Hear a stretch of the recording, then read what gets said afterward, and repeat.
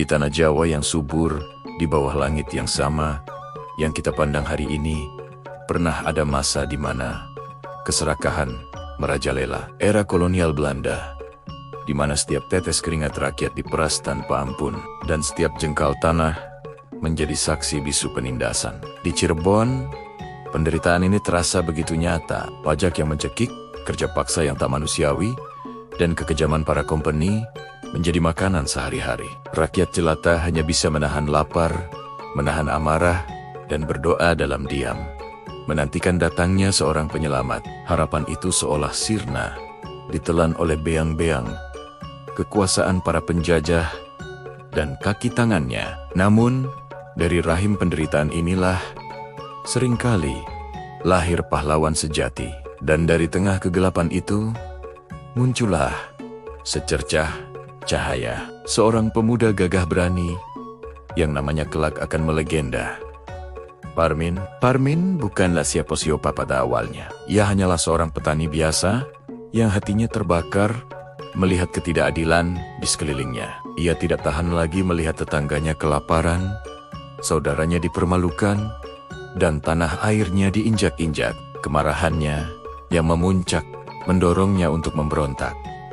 Namun, keberaniannya harus dibayar mahal. Ia ditangkap, disiksa, dan dijebloskan ke dalam penjara yang dingin dan kelam. Di dalam sel yang pengap itu, alih-alih menyerah, semangat Parmin justru semakin membara. Ia bersumpah, jika ia bisa keluar dari sana, ia akan mendedikasikan hidupnya untuk membebaskan rakyatnya.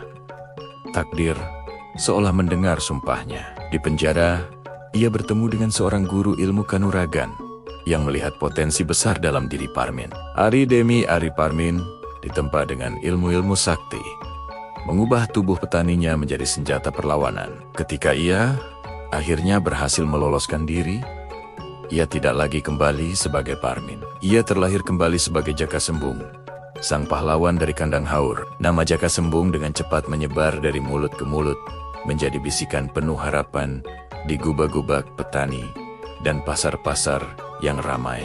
Ia tidak lagi bergerak sendiri.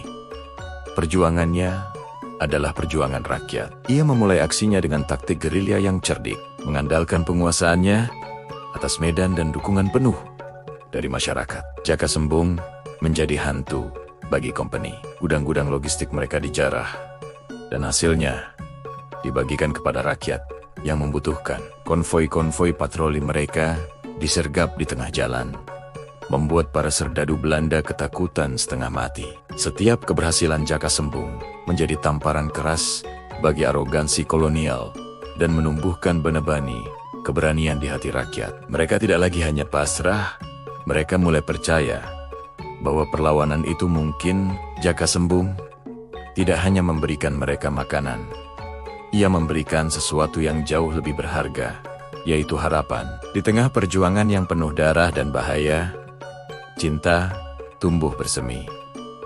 Jaka Sembung tidak berjuang sendirian. Di sisinya ada seorang wanita tangguh bernama Roijah.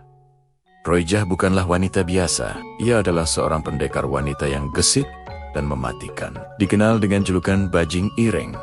Hubungan mereka bukan sekadar romansa biasa, melainkan ikatan dua jiwa yang sama-sama berjuang untuk satu tujuan mulia, kemerdekaan. Bajing Ireng menjadi mata dan telinga bagi Jaka Sembung. Dengan kelincahannya, ia menyusup ke markas musuh, mengumpulkan informasi penting yang menjadi kunci keberhasilan serong-seronggen gerilya mereka. Kehadiran Roijah membuktikan bahwa perjuangan ini bukan hanya milik kaum lelaki.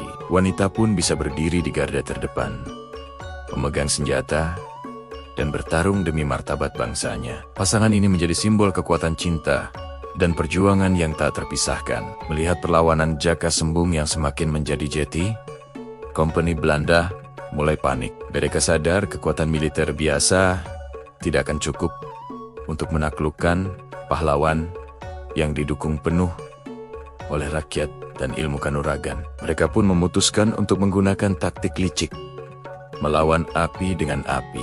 Belanda mengadakan sayembara besar, menjanjikan imbalan emas dan kedudukan bagi siapa saja yang bisa membawa kepala Jaka Sembung. Tawaran menggiurkan ini menarik perhatian para jawara dan pendekar dari seluruh penjuru negeri, terutama mereka yang hatinya telah dibutakan oleh keserakahan. Salah satu yang paling terkenal adalah Si Demang, seorang penguasa lokal yang licik dan haus kekuasaan. Ada juga Ki Gede, pendekar tua yang ilmunya tak bisa diremehkan.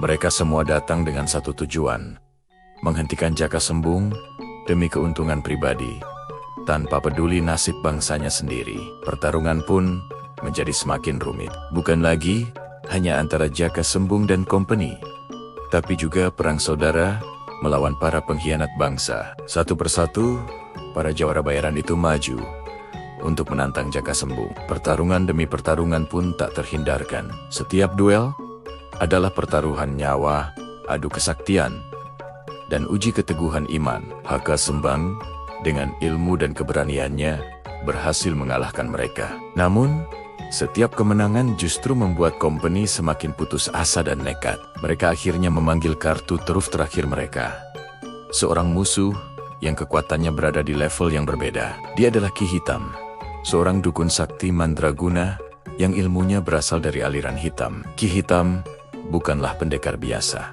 Ia menguasai ilmu sihir dan kekuatan magis yang mampu membuat bulu kuduk berdiri. Konon, ia bisa menghilang, mengubah wujud, dan serangannya tak kasat mata. Kehadiran Ki Hitam membawa teror baru. Ia tidak hanya mengincar fisik Jaka Sembung, tapi juga jiwanya. Pertarungan ini akan menjadi ujian terberat bagi Jaka Sembung. Sebuah pertarungan antara kebaikan melawan kejahatan murni. Malam itu, bulan seolah bersembunyi di balik awan kelabu. Angin bertiup kencang, membawa hawa kematian. Di sebuah lapangan terbuka yang sunyi, Jaka Sembung dan Ki Hitam akhirnya berhadapan. Ini bukan lagi sekadar pertarungan fisik. Ini adalah perang spiritual. Ki Hitam langsung melepaskan seronggan-seranggan magisnya. Api hitam menyambar, tanah terbelah, dan bayangan-bayangan menyeramkan muncul dari kegelapan. Jaka Sembung sempat terdesak. Ilmu kanuragan yang ia miliki seolah tak berdaya melawan sihir jahat. Setiap pukulan yang ia daratkan seolah menembus angin kosong, sementara serangan Ki Hitam selalu berhasil melukainya. Dalam kondisi terpojok, terluka, dan hampir kehabisan tenaga, Jaka Sembung teringat akan satu hal. Kekuatan sejatinya bukan hanya berasal dari ilmu sakti, melainkan dari doa dan dukungan tulus seluruh rakyat yang berharap padanya. Ia memusatkan seluruh sisa kekuatannya, menyatukan batinnya dengan Yang Maha Kuasa. Dengan kekuatan spiritual yang baru ia temukan, Jaka Sembung bangkit. Matanya menyiratkan keteguhan yang tak tergoyahkan. Ia sadar, untuk mengalahkan ilmu hitam, ia harus menggunakan kekuatan suci yang berlandaskan keimanan. Pertarungan memasuki babak baru.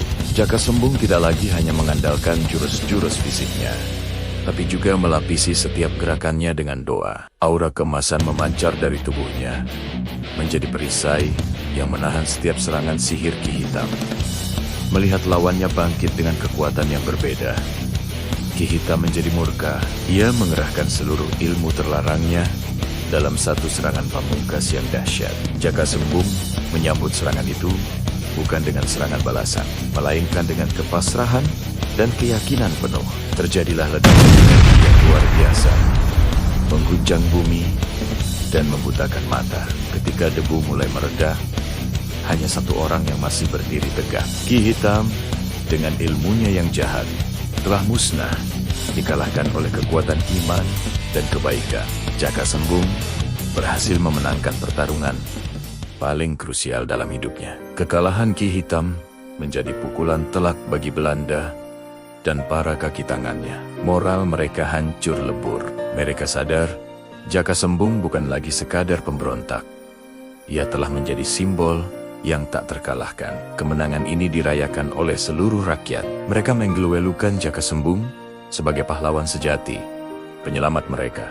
Namun, Jaka Sembung tahu bahwa perjuangannya masih jauh dari selesai. Mengalahkan Ki Hitam hanyalah satu babak. Selama bendera company masih berkibar di tanah airnya, selama penindasan masih ada, ia tidak akan pernah berhenti. Kemenangannya atas Ki Hitam justru semakin membakar semangatnya untuk melanjutkan perjuangan ke tingkat yang lebih besar.